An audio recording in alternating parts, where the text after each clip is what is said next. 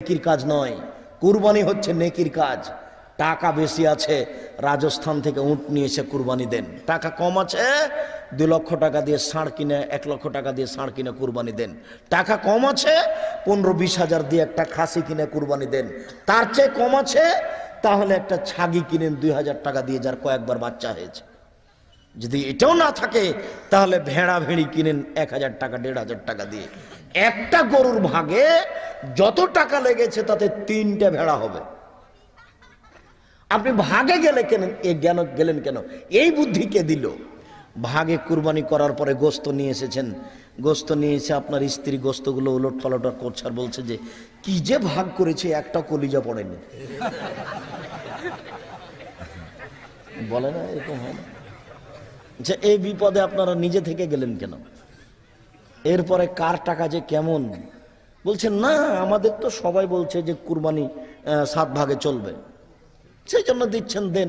আমি কোনোদিন বলিনি, আমার দেহে শ্বাস থাকা গেলেন আমি কোনোদিন বলবো না।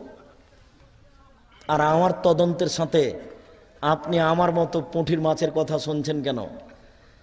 1960 সালে মাওলানা আব্দুল্লাহ আল কাফি আল কোরাইশি মারা গেছেন, খুব যোগ্য মানুষ। মাওলানা আব্দুল্লাহ আল কাফি আল কোরাইশি অনুমান আজ থেকে নিয়ে 50-60 বছর আগে একটা ফতোয়া মাসাইল বই লিখেছিলেন। সেখানে তিনি লিখেছেন, একটা গরুতে 7টা পরিবার অংশগ্রহণ করবে, এরকম কোনো হাদিস আমি আব্দুল্লাহ আল কাফি আল কোরাইশি জানি না। এই ভাষা লেখা আছে। আর আমার টুটা ফাটা ভাঙাচোরা বিদ্যা দিয়ে 18 বছর থেকে তদন্ত করছে, 18 বছর থেকে। এই 18 বছরের তদন্তে একটা গরুতে 7টা পরিবার অংশগ্রহণ করবে এরকম কোনো হাদিস আমি পাইনি।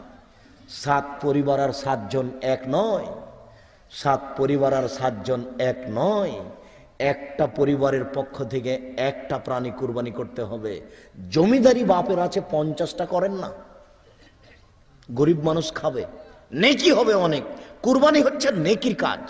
ফকিরকেও দিতে হবে, মিসকিনকেও দিতে হবে, নিজেও খেতে হবে, দিতে আপনি বাধ্য। ওটা নেকির কাজ। মোটা তাজা কিনতে হবে, চিকন সুন্দর দেখে। শুনুন,